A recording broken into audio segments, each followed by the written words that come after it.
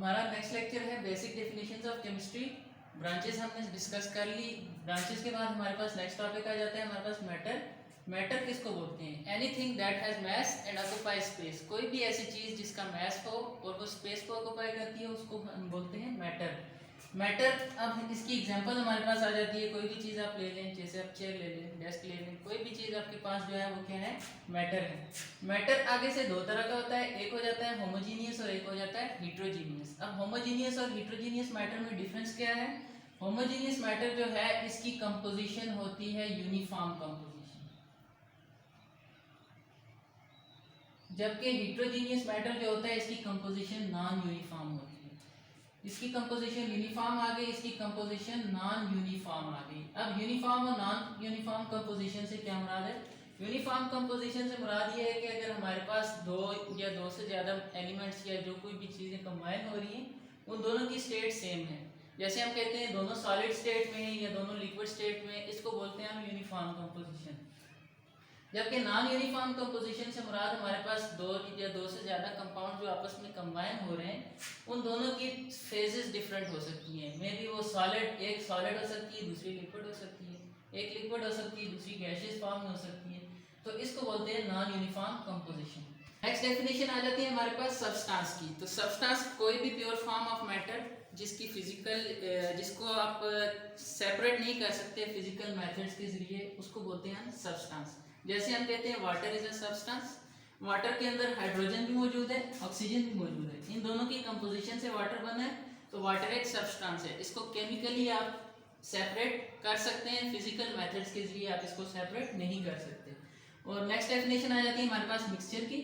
तो हमने कहा कि प्योर फॉर्म ऑफ मैटर जो है वो क्या है हमारे पास? सब्सटेंस। तो इम्प्योर फॉर्म हमारे पास क्या आ जाती है? मिक्सचर। इम्प्योर फॉर्म में हमारे पास दो या दो से ज़्यादा कंपोनेंट्स का मिक्सचर हो सकता है। जैसे हम कहते हैं अल्कोहल इन वाटर, ये आ जाती है हमारे पास मिक्सचर की एग्जांपल। नेक्स्ट हमारे पास बेसिक डेफिनेशंस में से नेक्स्ट डेफिनेशन आ जाती है एलिमेंट की। तो एलिमेंट कोई भी simplest form of matter which can not be broken down into further substances, यानी ऐसी चीज़ या ऐसा कंपाउंड जो मजीद ब्रेक डाउन नहीं हो सकता फर्दर कंपाउंड्स के अंदर, फर्दर सब डिविजन्स के अंदर, उसको क्या बोलते हैं हम? एलिमेंट बोलते हैं। अब एलिमेंट की कंपोजिशन होती है element made up of electrons, protons and neutrons. उसके अलावा डिफरेंट सब एटॉमिक पार्टिकल्स भी इसके अंदर मौजूद होते हैं।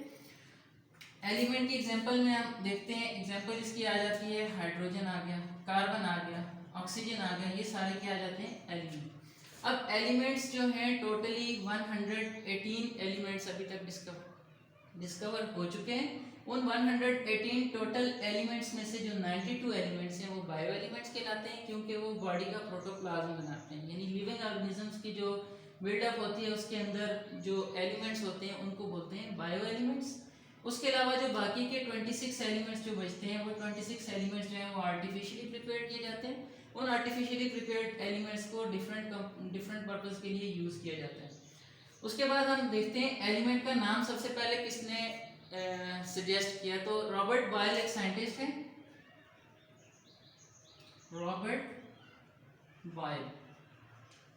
इन्होंने 1661 में एलिमेंट का नेम सजेस्ट किया और एलिमेंट्स को रिप्रेजेंट किया जाता है बाय यूजिंग सिंबल्स। जैसे मैंने यहाँ पे कार्बन, हाइड्रोजन और ऑक्सीजन के लिए सिंबल्स लिखे, हाइड्रोजन के लिए H, कार्बन के लिए C, ऑक्सीजन के लिए O। इस रिप्रेजेंटेशन के जरिए हम एलिमेंट्स को क्या करते हैं? रिप्रेजेंट करते हैं।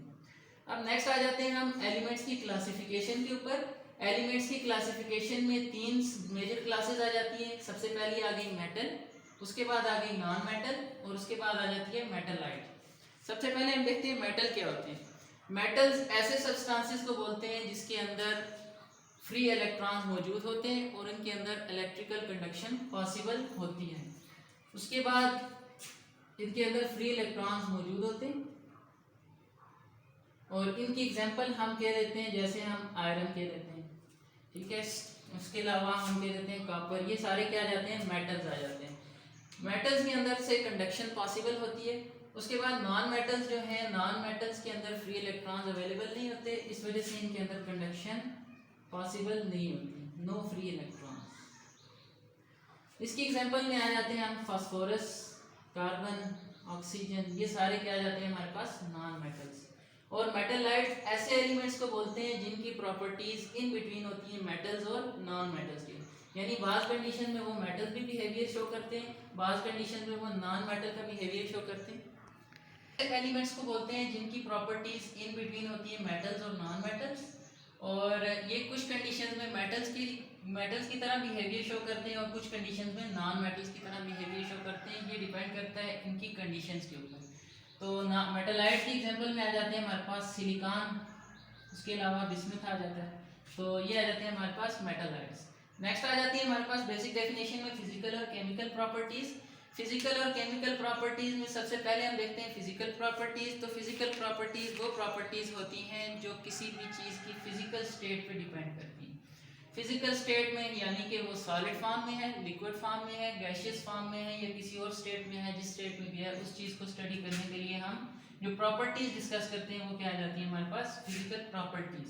नेक्स्ट आ जाते हैं हम केमिकल प्रॉपर्टीज के ऊपर। तो केमिकल प्रॉपर्टीज डिपेंड करती हैं उसकी केमिकल कंपोजिशन के ऊपर। उसकी केमिकल कंपोजिशन किस तरह से है, यानी आप एक एग को बॉयल करते हैं जब, तो एग की स्टेट जो है वो चेंज हो जाती है, केमिकल नेचर उसकी चेंज हो जाती है, यानी पहले वो लिक्विड स्टेट में होता है, जब आप उसको बॉयल करते हैं वो सॉलिड स्टेट में कन्वर्ट हो जाता है, तो उसके अंदर जो चेंज आती है उसको बोलते हैं हम केमिकल चेंज। ठीक है, तो ये आ जाती है हमारे पास केमिकल प्रॉपर्टीज जो उसकी केमिकल नेचर के ऊपर डिपेंड करती है। नेक्स्ट आ जाते हैं हम एटॉमिक नंबर और मास नंबर के ऊपर। एटॉमिक नंबर किसी भी एलिमेंट की पोजीशन होती है पीरियोडिक टेबल के अंदर, यानी पीरियोडिक टेबल में कोई भी एलिमेंट कहाँ पर मौजूद है, कितने नंबर पर मौजूद है, इस चीज़ को बोलते हैं हम एटॉमिक नंबर। और ये किस चीज़ को रेफर करता है, ये रेफर करता है नंबर ऑफ प्रोटॉन्स, यानी एटॉमिक नंबर में हम किस चीज को डिस्कस करते हैं, नंबर ऑफ प्रोटॉन्स को। और किसी भी न्यूट्रल एलिमेंट के अंदर एटॉमिक नंबर और नंबर ऑफ प्रोटॉन्स और नंबर ऑफ इलेक्ट्रॉन्स ये सब क्या होते हैं, सेम होते हैं। नेक्स्ट आ जाते हैं मास नंबर के ऊपर। तो एटॉमिक नंबर के अंदर सिर्फ हम नंबर ऑफ प्रोटॉन्स को देखते हैं, जबकि मास नंबर के अंदर प्रोटॉन्स और न्यूट्रॉन्स दोनों होते हैं। प्रोटॉन्स और न्यूट्रॉन्स इन दोनों का सम जो होता है वो क्या आ जाता है हमारे पास मास नंबर आ जाता है। तो अब हम एटॉमिक नंबर और मास नंबर के बेस पे हम किसी भी एलिमेंट को रिप्रेजेंटेशन कैसे करेंगे उसकी। सपोज करते हैं हमारे पास एक एलिमेंट है x और उसका यहाँ पे हम लिख लेते हैं एटॉमिक नंबर z से, जबकि उसका मास नंबर होता है उसको हम कैपिटल A से रिप्रेजेंट करते हैं। ठीक है, एटॉमिक नंबर हमेशा यहाँ पे लिखा जाता है, जबकि एटॉमिक मास हमेशा ऊपर लिखा जाता है। एटॉमिक मास को हम मास नंबर भी बोलते हैं। अब एटॉमिक नंबर और मास नंबर को हम देखते हैं किसी भी एलिमेंट में। सपोज करते हैं हमने यहाँ पे कॉपर लिखा हुआ है, कॉपर का एटॉमिक नंबर मैंने लिखा हुआ है 29 और मास नंबर है 64। तो इसकी रिप्रेजेंटेशन जैसे हमने यहाँ पे x लिखा है, x की जगह हम यहाँ पे कॉपर लिखेंगे, यहाँ पे उसका लिखेंगे एटॉमिक नंबर 29 और यहाँ पे ऊपर हम लिखेंगे उसका मास नंबर 64। अब एटॉमिक नंबर और मास नंबर की बेस पे हम किसी भी एलिमेंट के अंदर number of protons, number of electrons या नंबर ऑफ न्यूट्रॉन्स कैसे कैलकुलेट करते हैं, आइए देखते हैं। सबसे पहली चीज आ जाती है हमारे पास A = Z + N। ये एक फार्मूला है जिसके तहत हम फाइंड आउट करते हैं एटॉमिक नंबर या मास नंबर, जो भी चीज हमने कैलकुलेट कर ली है। A रिप्रेजेंट्स एटॉमिक मास या फिर मास नंबर, जबकि Z रिप्रेजेंट करता है हमारे पास एटॉमिक नंबर को, और N रिप्रेजेंट करता है हमारे पास नंबर ऑफ न्यूट्रॉन्स को। ये आ जाती है हमारे पास सिंपल फार्मूला, जिसके जरिए हम फाइंड आउट करेंगे कि किसी भी एलिमेंट के अंदर number of proton, number of electrons या नंबर ऑफ न्यूट्रॉन्स की क्या तादाद है।